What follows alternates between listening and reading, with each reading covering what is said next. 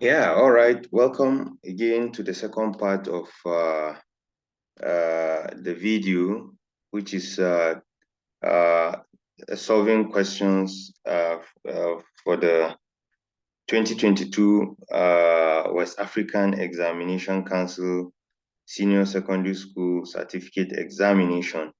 If you have not watched the first video, you try and watch it because this is a continuation uh, of the first video where we have treated from 1 to 25 questions, and now we're going to continue from 26 to 50. So I hope you are going to benefit from this. So number 26, a positive effect of rapid population increase is A, an excessive budget deficit, B, a reduction in standard of living, C, a wider market for goods and services, D, a higher dependency ratio. This question is pretty very clear. Positive effect of rapid population increase is what? Wider market for goods and services, which is C. Yeah. Number 27, which of the following factor may not affect the efficiency of labor? A, education and training. B, provision of welfare service. C, race and color of workforce. D, quality of other factor input. In this question, they're talking of the factor that may not affect the efficiency of labor, and you know that the option is C, the race and color of workforce. The race and color does not affect efficiency of labor. There is no race and no color of individuals that will not be efficient when they are well educated and well trained.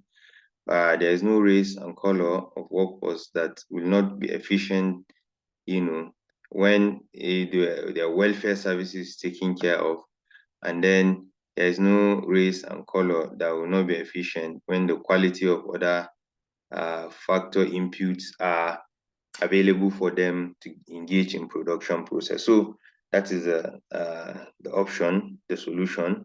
Number 28, the type of unemployment found among workers who leave their jobs in search of other jobs is termed A, seasonal unemployment, B, structural unemployment, C, frictional unemployment, D, cyclical unemployment. Yeah, this answer to this question is C, actually. Frictional unemployment. That is the type of unemployment where individuals leave their present employment and then aspiring to get another employment, mostly, better unemployment. So it's better employment. So that kind of unemployment, that duration where they stay, to transit between one job to another is known as frictional unemployment. So number 29,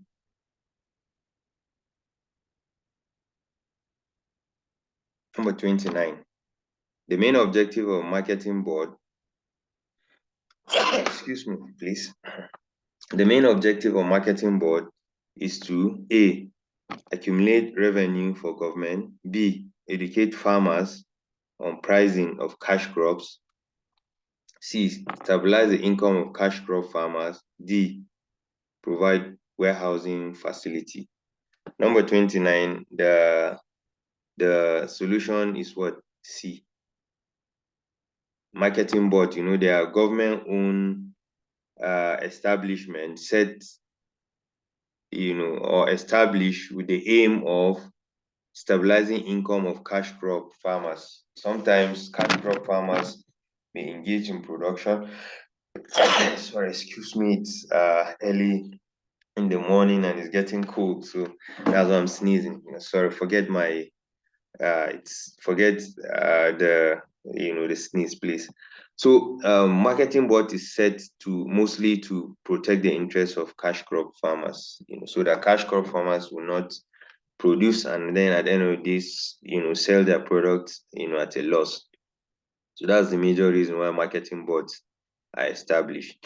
So number 30, the use of mass advertising media will enable a firm to enjoy A, managerial economies, B, financial economies, C, marketing economics, D, welfare economics. The answer is what? C, marketing economics.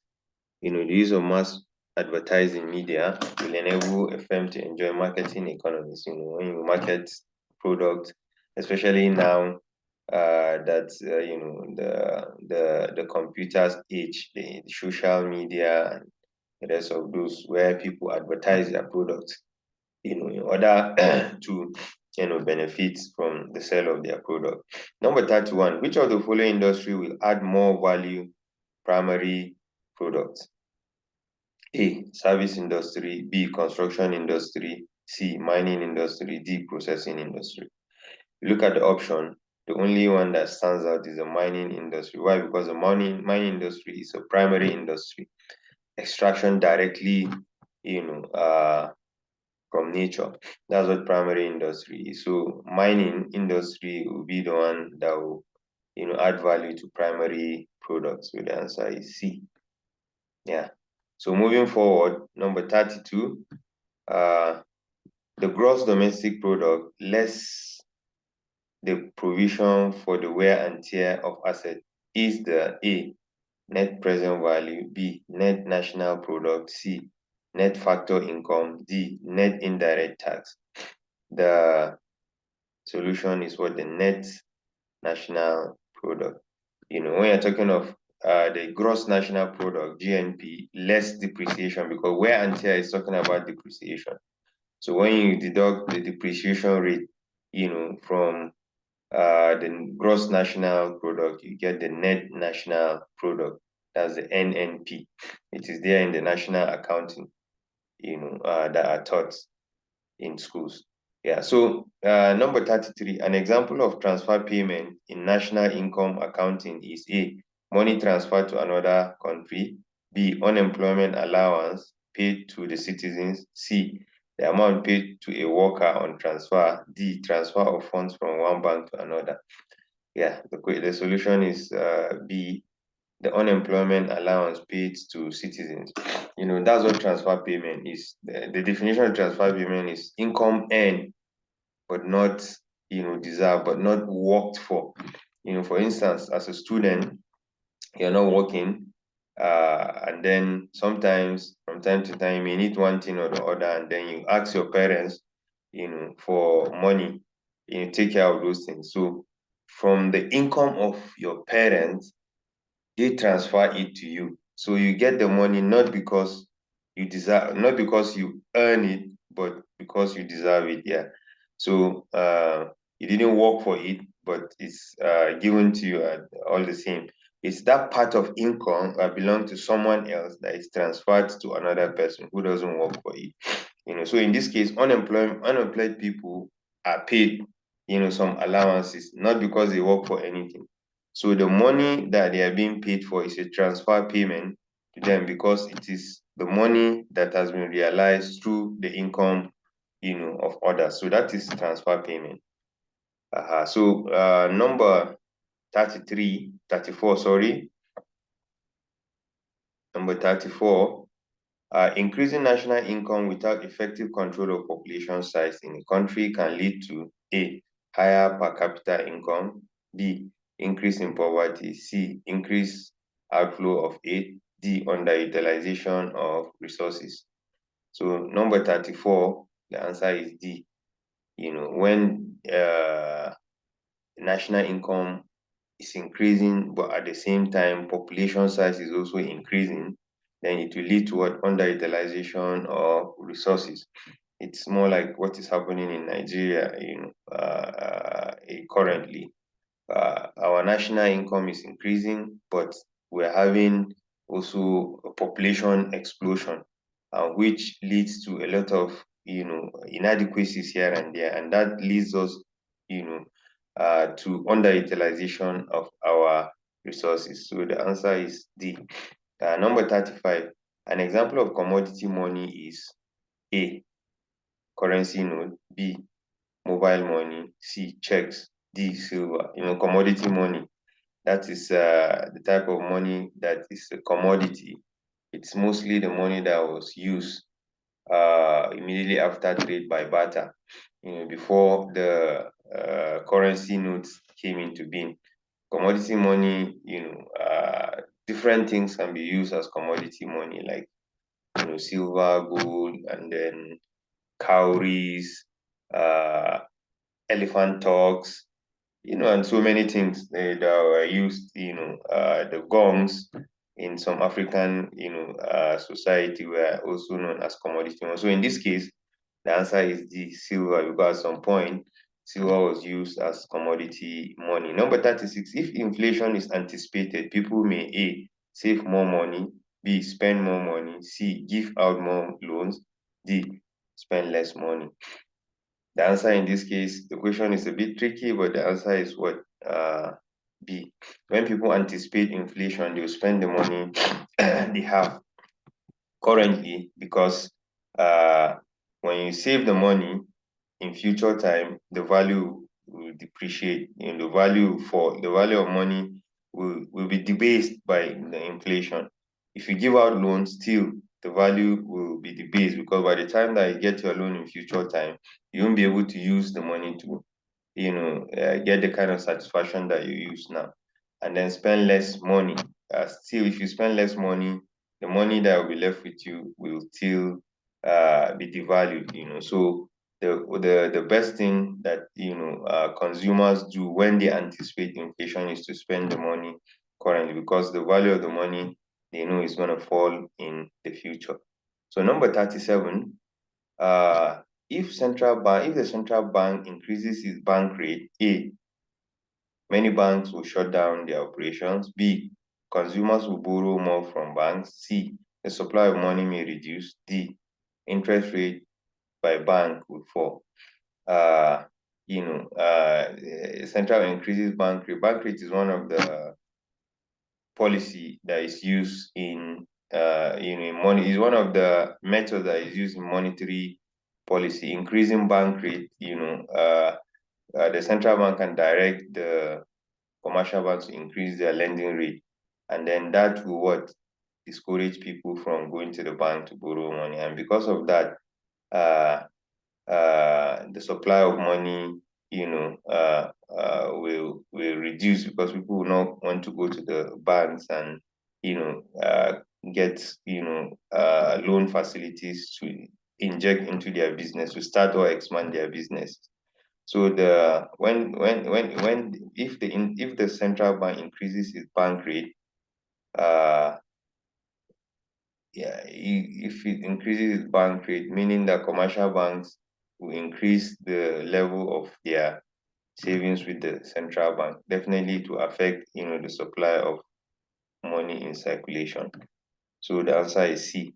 Number 38, commercial banks are different from development banks in that the latter, A, lend on short-term basis. B, pay interest on current accounts only. C, are mostly joint stock companies. D, do not deal in foreign currencies. The main points in this question are commercial banks and development banks, and then it's talking about the latter. We have the former and the latter. When you're talking of former, it's the commercial bank. When you're talking of latter, it's the development bank. So which of this is not a function of development bank? Obviously, is the question. The answer is D. Do not deal in foreign currencies. When you go to commercial banks, you can buy foreign currency. You can buy dollars. You can buy euro. You can buy pound sterling, Japanese yen, Chinese yuan. From commercial banks. But development banks are specialized banks that focus on certain, area or certain development area. Those specialized banks are numerous. Like we have the agricultural bank, we have the Bank of Industries, we have the Federal Mortgage Bank of Nigeria. These are specialized banks, and they are meant to serve or to solve, certain challenges in particular areas of the economy. So you can't go to the development banks and then you say you want to buy, a foreign currencies. They don't sell it, but we can go to the commercial banks and buy foreign currencies. So number 39, uh, Number 39, the use of bank rates, cash ratio, and open market operation constitute A, fiscal policy, B, monetary policy, C, import policy, D, export policy. Like I explained earlier, bank rate, cash ratio, and open market operation, popularly known as OMO, constitutes what? Monetary policy. Yeah. So number 40, fiscal policy measure imply a change in A, only taxation to control aggregate demand. B, bank rates to influence lending. C, only government expenditure to regulate the economy. D, government revenue and expenditure to regulate the economy. This question is related, or it's more like connected to the previous question. Yeah, we have the monetary policy, we have the fiscal policy. And the monetary policy is the use of the banks to control the velocity of money in the economy. While fiscal policy has to do with government activities, the revenue and the income of government, how government generates its revenue, how government expend the revenue generated. The government can engage in what? Deficit financing. The government can engage in surplus financing. So fiscal policy measure imply a change in what? Government revenue and expenditure to regulate the economy. The spending of money by the government and the sourcing of money by the government through taxation and other means. So the next question is if demand is perfectly inelastic, a tax imposed A is borne only by the producer, B is borne only by the consumer, C will have greater impact on the seller, D will have no impact on the buyer. So let me see if I can get a space to explain this, maybe using graph. Yeah, let me try using here. So this question is talking about what? Perfectly inelastic demand. So this is perfectly inelastic. The quantity is fixed, but you have various prices, P1, P2, P3, and so on and so forth. So meaning that the quantity is fixed, but you have different, prices. It doesn't matter the price. The consumer always, buy, the same quantity irrespective of the price. So what that means is that the supplier is at liberty to charge different prices, and then the consumer will not be in a position to change the quantity demand, which of course will change the price. So in this case, let me cancel this now in order to avoid future confusion. Okay, so in this case now, the solution to this question is what? The burden tax imposed is borne only by the consumer, because only the consumer will pay the tax. Once the government impose tax on the good, the supplier will shift the entire tax burden to the consumer, and then the consumer will be the one to pay, because the consumer has what? Patronize that good at that quantity.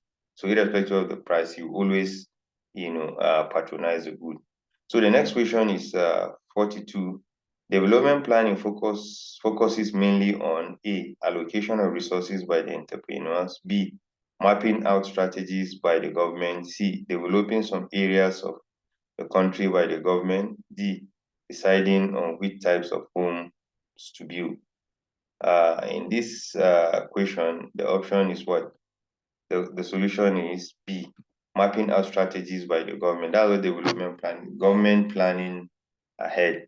When you go to advanced countries, they are well grounded in terms of planning. That's why you see They have good cities, they have organized cities, roads all over the place. But in developing countries,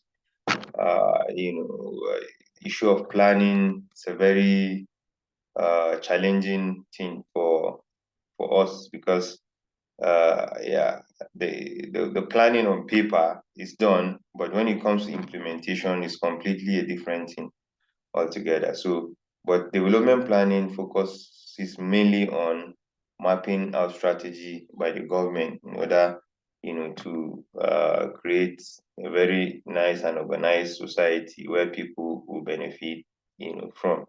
So moving forward now, number 43, uh, political instability hinders economic growth because it A, scares many people from politics, B, prevent politicians from playing effective politics, C, discourages entrepreneurs generally, D, encourages urban-rural migration.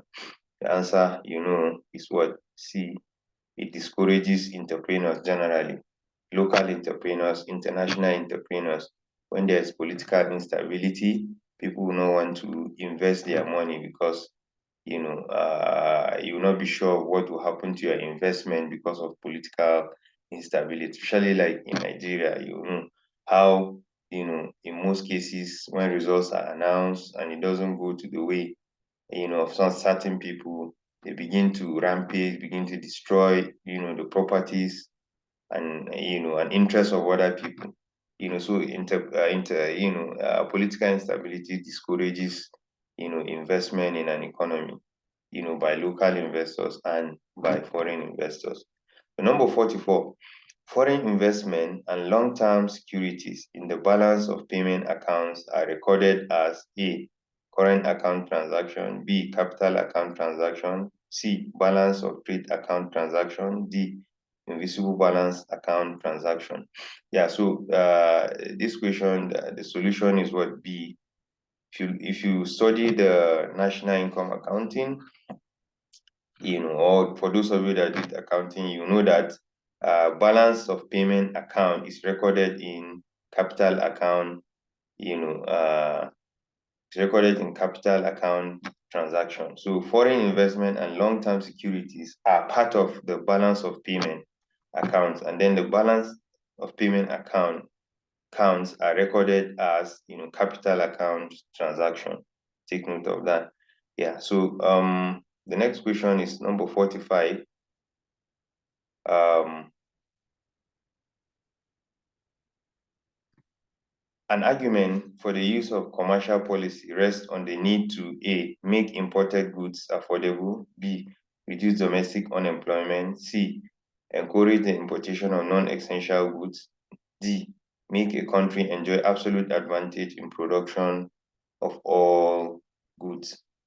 So the solution to this is what? An argument for the use of commercial policy rests on the need to what? Reduce domestic unemployment. Yeah. Commercial policy, commercialization. When firms are commercialized, it leads to more employment, but of domestic, of people within an economy. Yeah. So that is the solution. So which of the following, numbers 46, which of the following measures can lead to an increase in export? A, increase in export duties. B, increase in excise duties. C, depreciation of currency. D, total ban on imports. This is a very simple question, very clear. Which of the following measures can lead to an increase in export? A is not. A will discourage export because export duties. B will also uh, uh, uh, yeah, B will also discourage export because excise duty is the payment of tax by individuals within a country. So the solution is C, depreciation of currency. When a currency of a country is depreciated, the products that manufactured within the country, or the products or resources within the country, becomes attractive to other countries, especially those whose currency is stronger than the country that is depreciating its currency. So it makes people from other countries to come and purchase goods, and then that will lead to an increase in export. So We're getting to the end. Number 47, given that a country's index of export price is 180 and that of import is import is 200, the terms of trade is A 0.09, B 200, C 90, and then D 380. The answer is C. I'm sorry. Yeah, the answer is C. Calculating the index of price of export is the ratio, of export and the ratio of the import. So what you need to do here is ratio of the export and the ratio of import, and then you multiply it by and then you multiply it by 100, I think. Yeah. So if you do that, it will give you the answer. But the answer is 90. Ratio of the export by ratio of the import, and then multiply by ratio of export and import, multiply by 100, please. That is the solution. So number 48, a benefit that is present in all forms of economic integration is that A, factors of production are free to move and be moved. B, common currency is in use. C, common agricultural policy is in place. D, the size of market is widened. Number 48, the answer is A, factors of production are free to move and be moved. When you're talking of economic integration, talking of economies coming together to harmonize their strategy, harmonize their policies towards encouraging easier and more exports, imports, migration, between or among their economies. For example, economic integration, we have ECOWAS, Economic Community of West African States. We have like EU, the European Union. We have MENA, Middle East and North African, group, and then so many of us, the NAFTA, North American, free trade zone. They are all economic integration, and the basic aim is to encourage factors of production to move from one place to another. So that's that. So number 49, the main function of the African Development Bank, AFDB, is to A, promote free trade and development among members. B, provide loans to finance balance of payment problems. C, provide loans to members to finance viable projects. D, help members to overcome internal problems. So this question is a bit tricky in the sense that option A, promote free trade. Option A, promote free trade and development among members, and C, provide loans to members to finance viable projects are similar, but the solution is C. Provide loans to members to finance viable projects. It's more broader. The A part is restricted because it doesn't have to do with promoting free trade, but provide loans. It provides loans to members to finance viable projects, which at the end of the day will lead to a development of member states. So number 50, if petrol is no longer needed to produce energy, then demand for crude oil, A, will increase, B, will remain constant, C, may be limited to chemical industry, D, will make producing countries richer. The solution is C. If petrol is no longer needed, like now that electric cars, electric production are ongoing, it may affect the production of petrol, that's PMS, for industrialization and even transportation. So, but when that happens, it may be limited to chemical industry.